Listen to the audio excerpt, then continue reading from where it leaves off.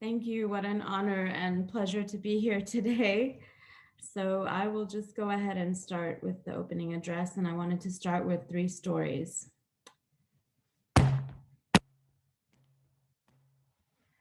So this was the knocking that we heard in the last 4 years, nearly every other week, in front of the Metropolitan Detention Center, where ICE takes those who have migrated to this country seeking safety, where they snatch them sometimes, as we know in our city, snatched a father in front of his children when he was going home, snatched a pastor, took our activists in our city, snatching them one after the other. So clergy and lay people and religious leaders and spiritual leaders and leaders of all types, nearly every other week for the last 4 years, gathered in front of the Metropolitan Detention Center in downtown Los Angeles. And as we would gather, for one of the times we began to understand 3 years ago, we heard this knocking and we looked up, all of us together, Muslims, Christians, Jews, indigenous leaders, people of every background and moral persuasion. We looked up and we realized that when we did our rituals in front of the detention center, that those who were detained were joining our ritual by knocking on the windows of the jail that they were incarcerated in. So they were participating in the ritual. They were giving voice to the stories that we were sharing outdoors. So this is in itself a sacred act. In the moment that you are pulled away, snatched away by the state and put into detention, and you hear the voices of the holy and the sacred, they became a part of that ritual, knocking louder and louder. So we have these stories of the last 4 years. Let me share with you another story. A group of us of different religious and spiritual and ethical orientations joined labor leaders in Los Angeles and crossed the border to Tijuana. And as we crossed the border, we were struck. We had large vans of medical equipment because we went with healthcare workers. This is before COVID took so many lives here and across the world. And I saw the power of spiritual leaders in this process of migration activism. So at the border, these same medical vans had been turned around on another occasion. But one of our spiritual leaders got out and discussed with the border authorities whether or not we could take these vans across the border. And we were able to do so. And when we went down to the encampments, I was struck in this moment. This was when around the time of the migration caravans coming to the United States. The language that was being used to describe them by this administration was language that was meant to be dehumanizing. Hordes, the kind of language that you would describe insects with. And as I went to one encampment and I was standing there. And what's amazing about spiritual care is it happens with whether or not you speak the language with those with whom you are working. There is something innately human about the conversation of struggle and moving across borders and saving your children by picking them up in the midst of the night. And I was sitting there thinking about what this administration has said about those that are trying to cross borders. And I waited there, and a man came to me with a 9-year-old child in his lap.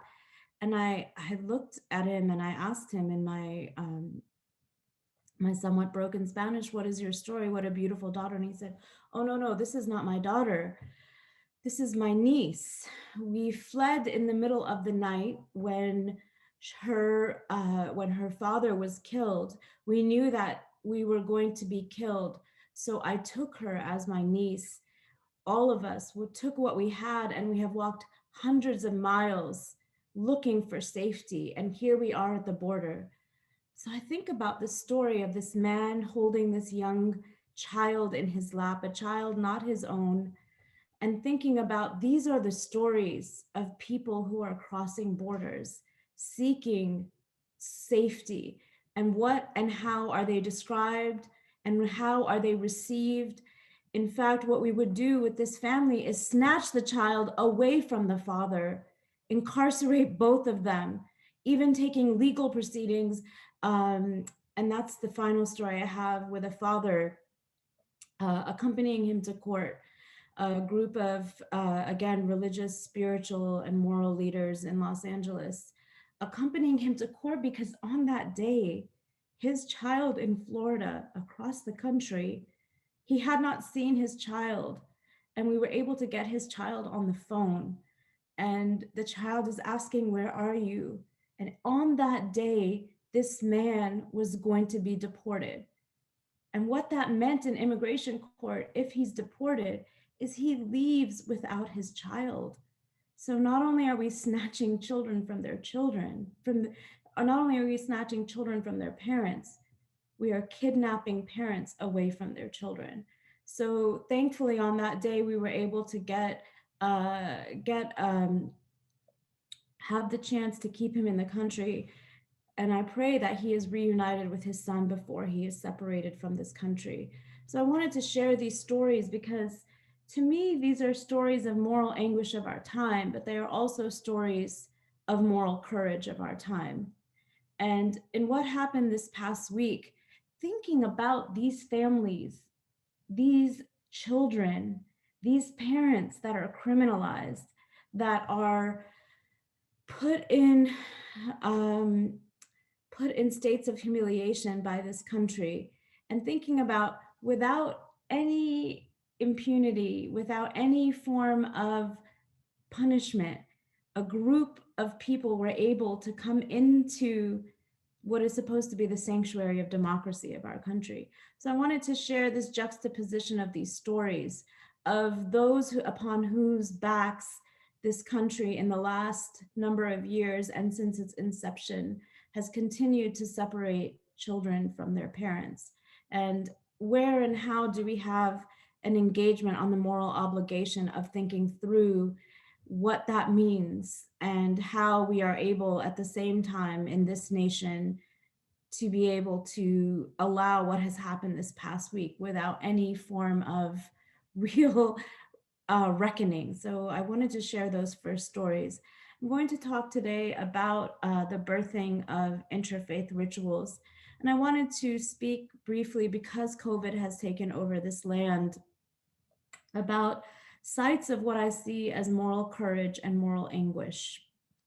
And one of the things that has been part of the violence of this administration is the erasure of the stories of those who are dealing with the reality of this virus. And what I often tell people is the virus did not create the violence. It only exposed the structural violence that pre-existed. And in fact, I think that one of the reasons this administration has erased the stories of those who are suffering from this virus, erased the existence of the virus, is to acknowledge the structural violence that exists within this society and in this nation. So there are sites of moral anguish. And the first one that I wanted to talk about was meatpacking plants. This might seem very specific to you, but the reason that I'm sharing this is that I think it's important that we understand where and how these sites of moral anguish and moral courage are happening. And many of them and many of these stories are not told. In the United States, it's estimated that there are more than 175,000 migrant workers in our meatpacking industry. They are also the top sites of COVID infection and COVID deaths. And what we know is during the height of the pandemic, this administration not only didn't push for the protection of these workers, but in fact wrote an executive order encouraging meat plants to reopen. So in these places, those that were supposed to be supporting and protecting workers, they said that when asked, they said, actually, this administration has checked out and turned a blind eye. This administration has taken decisions to not step in and help workers. So I wanted to point this out because these are sites of moral anguish of our time. And these are sites that need sacred intervention, that need and have voices that are speaking up. So I wanted to point out the meatpacking industry and meatpacking sites. The second place that I wanted to talk about were ICE detention centers and prisons in general.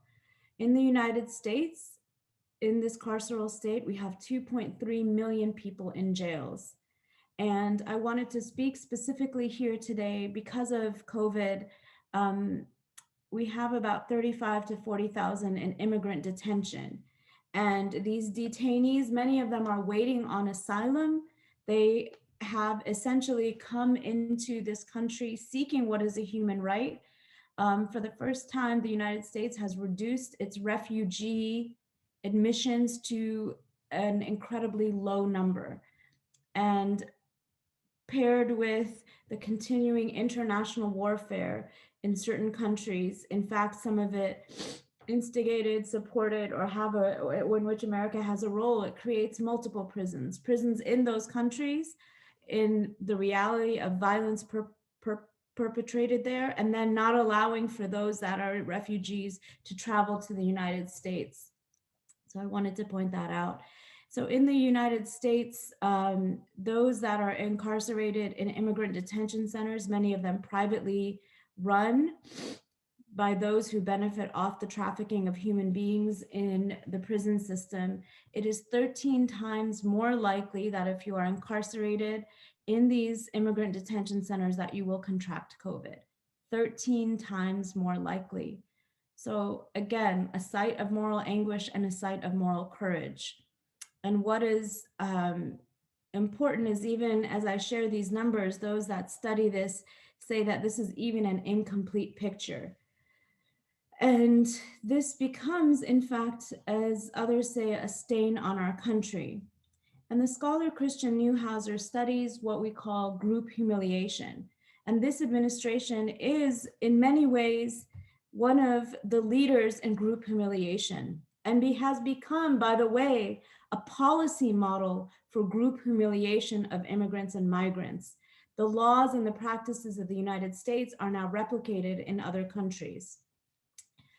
And group humiliation is important because it takes away the notion of just the psychological need for dignity, but establishes it, as he says, a normative practice, that humiliation is any sort of behavior or condition which constitutes what a sound person would consider an injury to their self-respect. And he talks, other scholars, for instance, talk about, as Cook talks about, the rituality of humiliation, that in fact we have developed in these detention centers different forms of a rituality of humiliation. And Neuhauser goes on to talk about direct group humiliation, where all members are subject to these practices of humiliation, symbolic humiliation, and representative humiliation. So I wanted to point this out because I think in this time and in this moment in the United States, we have become a center for perpetrating these forms of humiliation, just navigating the immigration system. During the last 4 years, there were encampments in front of ICE detention centers around the United States. A group of us were offering spiritual care to those that were in front of these detention centers for months at a time. And I remember going and offering prayers on the weekends to these different centers. And to share another story with you, and I these stories are very difficult to hear. If you need to check out, if you need to take a break, please feel free to do so. So I was sitting offering prayers, and just the very way we do our immigration and migration system and trying to navigate it, even for those who are not detained, is an incredible difficulty and burden. And a young man called in while we were there, talking about taking his own life because dealing with the asylum process in the US had become so difficult. And his option of going home was presenting violence. But he had reached the point where here, navigating our immigration system, our immigration laws, our immigration courts, our immigration processes had become so difficult and so intentionally humiliating. And as I read the testimonies of those who've been in detention centers, they talk about the fact that every little thing that they had to go through during the day, sanitation, anything that would be a basic human right, was presented to them or kept from them with the goal, as they talk about it, for little humiliation, little forms of humiliation, when one of the interviews that I read, that it was sort of a cumulative form of humiliation. So these are not random, and these are not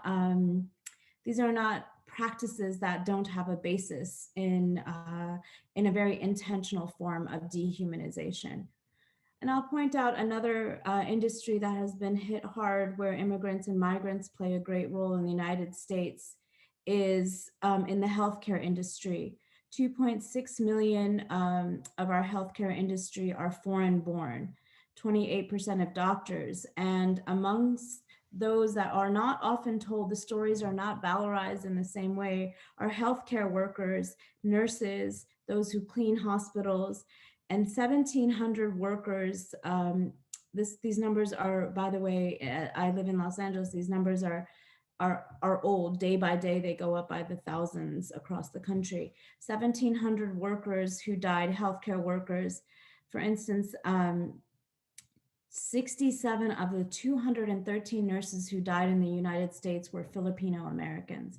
And so these are stories that are not understood very often in the public imagination, that these are not faceless individuals, that they're immigrants and migrants, which is the subject of my talk today. To imagine the disproportionate impact that 67 of 213 workers, nurses who died were from one rather small immigrant community across the United States. As I speak to pastors across the country, those that have immigrant and African American congregations, the numbers of leaders that have died, but also just the numbers that have died within our congregations. This is a national crisis and a national story. I'm not going to spend time on other sites of moral anguish and moral courage, but I wanted to point out to you also grocery workers across the country. So when someone is walking into a grocery store without a mask, they are in fact becoming a weapon in that space against those that have to work there for their daily life. And so to think about this idea of these policies that expose workers in essential functions, to think about these policies that expose them, really, this is the moral dilemma of our time. Who gets protection? Who gets punished? Who gets the right to not just evade punishment, but then use that power to actually further inflict those that are suffering at the hands of state violence? I think this is really important to keep in mind. So we live in a time where there's a criminalization of migration. There is a profiting of human trafficking through migration, and it has a gendered component. Women and those that are, some of the migrants that have been crossing borders, those that are dealing with human rights violations based on so many different factors, are also deeply often leaving from spaces and places that inflict sexual violence. And then as they cross the border, we know the thousands of cases that have been reported. And in fact, most recently, if any of you have been following the stories which seem to have disappeared, it seems that people are outraged now in this moment. And we now know that there have been forced hysterectomies. And we no, the official policy has been the deportation of women who speak up against this practice, so that if there is this medical torture, to go back to that notion of ritualized humiliation, if there is, and you speak up against these practices happening in detention centers, you are deported. So this is well documented public knowledge. So I just wanted to point out that these, and there have been hunger strikes in many of these detention centers as well. And it's very powerful to understand, even at the brink of incredible suffering, those that have been detained by this government have been standing for truth and have been standing for justice, and continually and continuously silenced. So out of these places of moral anguish, out of these places of moral courage, what and how have those of us that are working in these spaces, what have we learned and what have we done?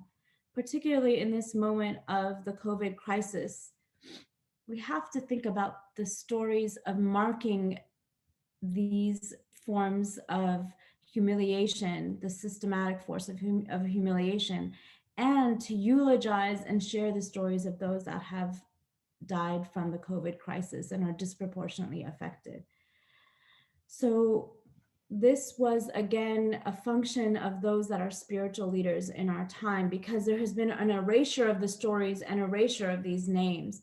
And I wanted to remind people that many in the immigrant community come from such a diverse background. We know that in the United States, according to organizations that work on just immigration, that 500,000 people at least who are undocumented in the United States are of African descent. So I point out those communities that already experience the racism of and xenophobia. On top of that, deal with the anti-Black racism of this administration and of this country. So communities, the intersectionality of the reality of those that are dealing with so many layers of oppression, and the bans that have disproportionately affected Muslim and African nations. Muslim majority and some countries, as we know, are both Muslim majority and African nations. So when we talk about these stories and we share these stories, it's important to remember that it's not only one ethnic, one racial, or one community that's impacted. These stories have to be shared because they are the stories of so many nations, of so many communities. And as we also know, this is not the topic of my speech today, but the Native American community has also been disproportionately impacted by COVID, both through policies as well as through ongoing issues of oppression since the founding of this nation. So I wanted to share with you that there have been some efforts towards thinking, how do we ritualize dignity?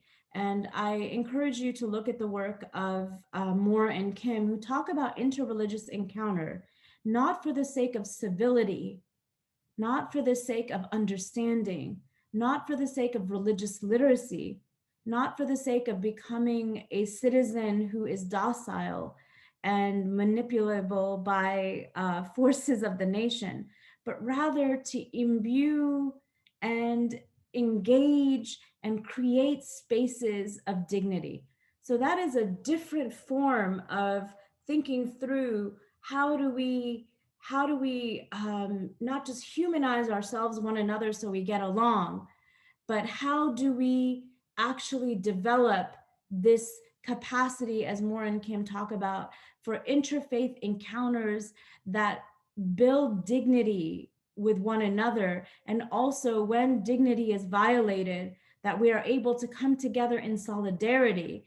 And I really want to that is, if there is one message to think about today, it's this notion of the basis of dignity violations. Scholars used to think it was violence to the body that was the most challenging to peace. We now know it's the way that society and practices are constructed. And when your dignity is violated, that violation in many ways is carried individually, communally, And it is an intentional form of humiliation, such that it says your community, this population is disposable. And what does it mean to recognize that we live in a time where so many forms of religion are used to articulate the disposability of other human bodies? And when we don't tell the stories of those that are in these sites of moral anguish and moral courage, that in and of itself is an erasure, which is violence as well. So we have some rituals that have been marking and naming those that have been in these spaces. There was a National Day of Mourning and Lament. And one of the recognitions by the leaders of that event was that it was not just COVID, the system, that was revealed uh, by the virus that must be healed, but the whole system needs to be healed. And also the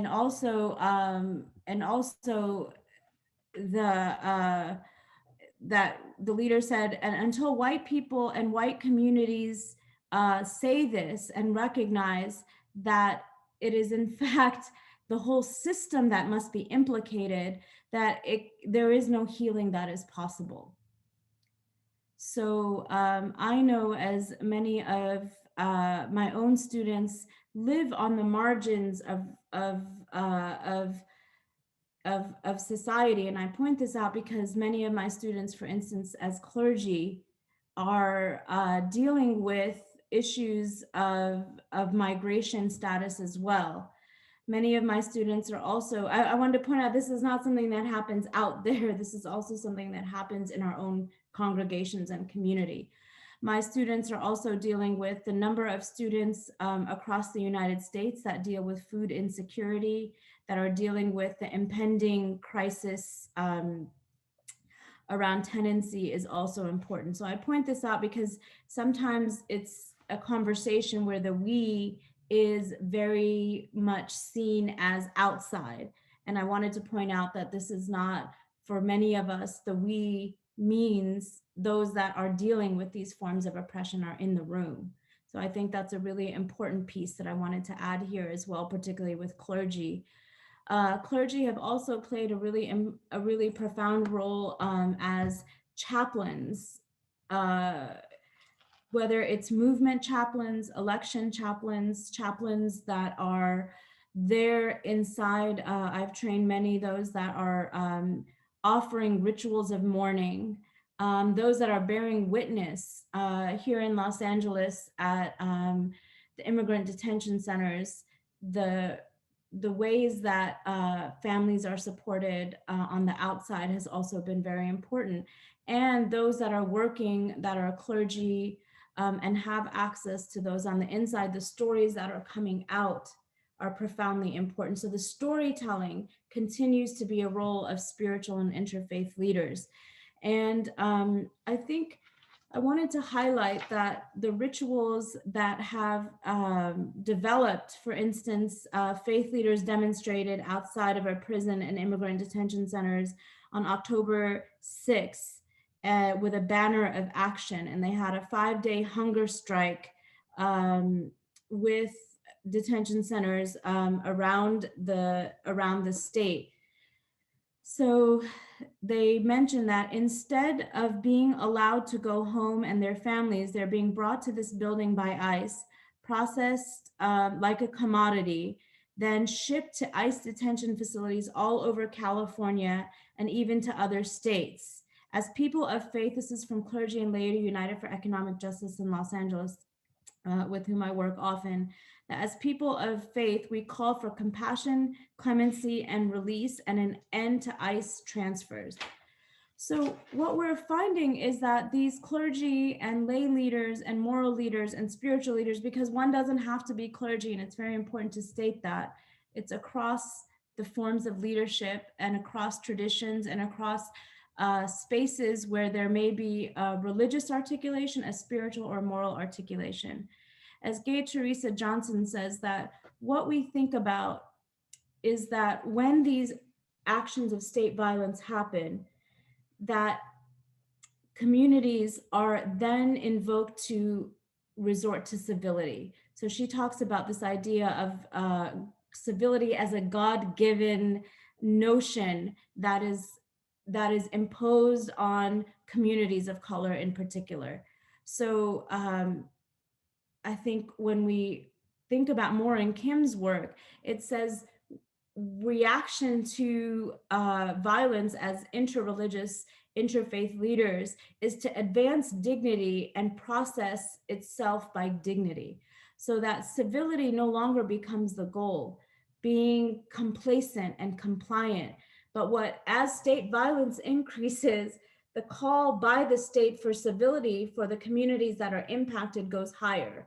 So you'll see an imposition of state violence and then a call for civility. So I'm pointing that out because I think very often in the beginning of the interfaith movement, the goal for engagement was based on what I would call in my work a myth of interpersonal peacemaking.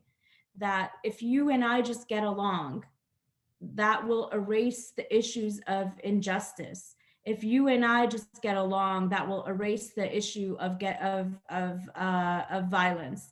And so, as the state perpetrates violence, it in fact, and this is updating my talk since days happen, since every day is a month. So think about this notion. What did this administration do and what did it try to do? It tried to ban critical race theory, intersectionality, all of the discourses that interrogate the state violence. So I think it's really important to keep that in mind, that it becomes not just a form of violence in terms of what's happening, but a need to erase the analysis that is critical of the state. So we live in a time where this is profoundly important to note this, that it wasn't just an accident that critical race theory, intersectionality, and I will point out scholarship, particularly of Black women in the United States, became a form of speaking up and those that were surprised by what happened at the Capitol, if anyone has exposure and read these and lived through these experiences, it was quite predictable what would happen. It wasn't surprising. So I just wanted to point that out, the importance of how faith leaders, particularly and faith and spiritual and moral leaders in this moment, that calls to civility, we have to be very careful about how our religious language of reconciliation, our religious language of peacemaking. If you read Linda Tuhuai Smith's work, she's a scholar, an Indigenous scholar who writes about decolonizing methodologies. And she talks about how, in fact, peace processes for Indigenous communities, when you use the word peace, it meant negotiating away land. So when you start to use the word civility or reconciliation, how does religion play a role in liberation, but how does it also play a role even by those that might have a deeply committed justice ethic? We have to be very careful in this moment about how we weaponize religious ideas for peace, for justice, for peace and reconciliation, particularly around issues of state violence. So I just wanted to share that with you as I think about what and how the thought policing, which is not a minor function of the state, it is in fact a form of violence itself. So we began to interrogate this interreligious notion of how the goal for encounter with one another is not merely civility. It is in fact this notion of how do we gather together, stand as witnesses against state violence. How do we offer the intellectual, theological grounding, spiritual grounding for struggle when violence occurs? And to be very wary of how our own well-intentioned, I'm not speaking about those that are overtly using religion for racism, but how in our own stance and positionality in the interest of creating creating conversations and space and activism against state violence? How do we actually play a role in moving the language into reconciliation? Forgiveness even is weaponized. Who is asked to forgive after an act of violence? Who is asked to go out and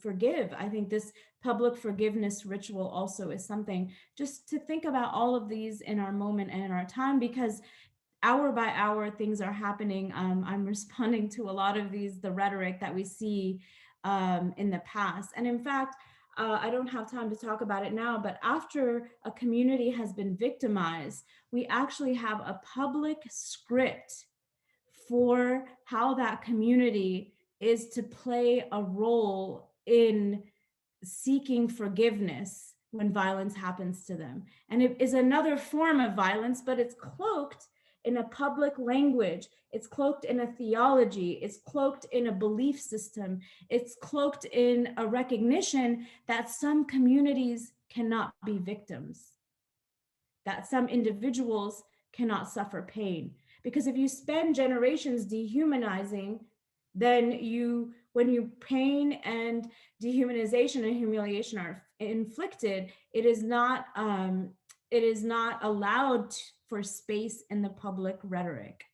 So I wanted to share that with you. The invisibilization of trauma is in and of itself a structure of racism. So a couple of things that I think are really powerful about interfaith ritual for the sake of resisting state violence that we have learned. I would also commend you to the work of Anna Bigelow, who works on South Asian interreligious spaces of ritual. By the way, I'm getting hot in all this. So just to let you know that Anna Bigelow's work talks about sacred sites. And what she says is important is not just the sharing of space, but also the formal and informal exchanges that happen in these sacred sites. So she's looking at sacred sites in South Asia where religious communities interact with each other. So it's not actually just in the sacred site, but it's that engagement and interaction. I'm cooling down. Thank you. I see your messages popping up. Also when we speak truth, we get like that, and that's okay too. So Anna Bigelow says that these sacred sites, it's the formal and informal exchange. So, people are lamenting churches closing. And what I will tell them is, guess what? The streets, the airways of protest are congregational points of entry. We live in a time where sacred space and sacred rites are being performed in the streets, and I will end with sort of some of the lessons that we've learned, is that these practices that move us to our moral compass of abolition create in and around these places of state violence where incarceration is happening by gathering as interreligious leaders. And I'm speaking from the context of Los Angeles and what I've been writing about in my second book. We say that this is a sacred space. And what's sacred about it is not the violence, but the moral courage of the people who are here. In the Muslim tradition, Prophet Muhammad says there is no veil between the prayers of those who are oppressed and God. So I am not here in that space out of pity. I am not here in that space because I am there to save anyone. I am in that space because in this moral moment, it is the most sacred place I can be, right? So I am honored to be in that space, and I am honoring in that space. And I am, as Prophet Muhammad also said, the whole world is a masjid. So when we got attached and get attached to this bricks and mortar, and when the bricks and mortar are falling, maybe perhaps there is a new sacred space that is rising. So what we learn is that in these moments, we have interrogated what is a sacred space.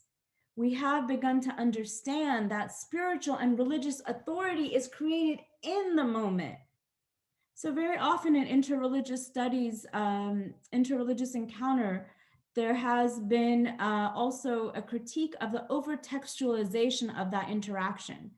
That first of all, who comes through the door are those that have texts that reflect one another, thinking about the Abrahamic. And by the way, even the folks that are in the Abrahamic, there are many more folks that identify as Abrahamic, but are not always in that space. But the over-textualization and the construct of religion as a uniform, in many ways, source and epistemic commitment. So what happens in these spaces is a reorganization of spiritual authority in the moment. And so it's really important that we understand that while these are episodes of empathy, meaning when people are together, and I talk about this in my work, how do we move from episodic empathy, where you create an encounter of empathy with one another and with the cause that you're working on, how do you carry that back with you? And I think that is one of the challenges of these rituals. What are we carrying with ourselves back into the spaces and communities beyond that moment and that episode? Another thing we've learned, so spiritual authority gets rearranged. And by that, I mean not just the text and the reliance on maybe the comparative approach to text, but the community itself gets highlighted as a sacred source of inspiration, direction, and guidance. And very often in these rituals that we performed in these multi-religious spaces in front of detention centers, what was really also, I think, an important part of it was that those that often don't have power in their own religious spaces were speaking in these places. You know, sometimes if you're at the margin, I don't know how else to say it, but the vernacular of it takes one to know one, right? If you've been at that, if you've been pushed out, you're gonna know what it's like to feel pushed out, to be pushed out. So there are things happening beyond just justice work and transformation in these rituals. Those who are speaking from power are incredible witnesses to the interreligious space, but they are also often bringing with them, developing spiritual authority in these multi-religious spaces. So I wanted to just point that out. They're accumulating the capacity to speak to the injustice outside, but they also are bringing with them the ways in which perhaps religion has been weaponized very often against their own bodies. So last of all, I just wanted to speak to some of the fascinating pieces that we have developed liturgically, and I don't have time to talk about that, but we used to think of the religious calendar as the interreligious calendar as the interreligious calendar. When do you celebrate this? When do you celebrate that? We now have an interreligious calendar of dignity and liberation, where existing pathways of ritual that are often, the lineage is very old, we realign those stories very often with the stories of liberation that they were based on, or the stories of dignity. And so it's so interesting that some of our rituals, I remember one 2 years ago in front of the detention center. It was the Sikh holiday Vaisakhi, it was Passover, Easter, and also Isra and Mi'raj, the recognition of the ascension of Prophet Muhammad to heaven and to Jerusalem. And these all happened at the same time. And I was thinking, you know, in another moment, this would have been all of us standing on a panel, standing, sitting, whatever, however we're able, on a panel, talking about these stories, reading from our text and telling these stories. But what ended up happening is this was a time when we all came together and told the stories of our communities, performed the rituals of our people to elevate the notion that dignity is the basis of how human beings were brought to this earth, however your background and belief system are around that. But it was a different kind of engagement, a different kind of building of empathy, a different kind of creating a sacred space together and recognizing in that moment, all of us had the resources within our various communities, however we identified within our moral persuasion, to be able to speak to, bear witness to, engage in. And when we heard that knocking, we remembered something, that the reason we were there was not just to speak to the injustice of the state. The reason we were there is because it is only when we begin to understand that no human being, whether they are crossing a border, whether they are in a part of our cities, whether they are in a place in our country, whether they are anywhere in this world, should have to ask for dignity, should have to have a litmus test for their dignity, should be told that unless you contribute this much financially, you will not be allowed to be in this country, should be prosecuted when stealing from a grocery store to survive in this moment, when the government has given billions of dollars to corporations, but is struggling in this moment, to give those that give for generations, struggling to give them $500. I don't think that's stealing. I don't think that's a violation of law. This is when we have to think about, in this moment, think about what and how does the spiritualization of struggle, what do we add to this conversation from our own teachings, our own learning, our own embodiment, our own language. And I just hope that we think about the reconfiguration of hope as a communal process, that so many people are fond of writing about hopelessness. And what I tell people, I responded to a major philosopher on this point, and I said, to me, hope is not a doctrine, it's not a belief, it's not an affect. It is a process created in community that defies the current reality, that sees an alternate reality that is not yet created. But in a moment when we join and we speak to the violence that is happening to any one of us, we say that there is an alternate reality that is possible. And that reality is happening in this moment. And in and of itself is not just a defiance to the gaze upon us, but in our own interior capacity, we are constantly co-creating beauty.